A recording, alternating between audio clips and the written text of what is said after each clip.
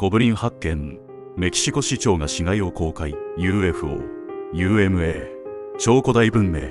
そんな話題が尽きないオカルト大国メキシコでまたしても衝撃事件が発生。今度はなんと市長がゴブリンの死骸を堂々と公開した。事件が起きたのはメキシコ中央部イダルゴ州ウアスカで、オカンポの市長フランシスコ・フローレス氏は記者会見を開き、工事現場の倉庫で発見された謎のミイラ化した死骸をメディアに公開。干からびた遺体は大きな頭、5本の指、そして人間のような耳、しかも尻には尻尾がある。実際の映像がこちら。Consideramos un feto que tiene características raras porque se dan cuenta no puede ser de un animal o un perro, ya que las orejas son humanoides, las manos son de humano porque tienen las 5 extremidades, es decir, los 5 dedos, pero con garras, tiene una cola, en verdad está...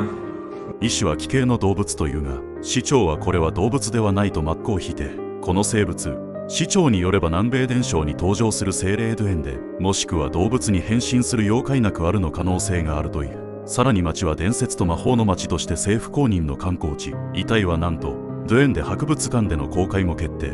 今後は大学に送られたサンプルをもとに科学的な分析が行われる予定。果たしてこの死骸、伝説の存在か、それとも未確認生物か。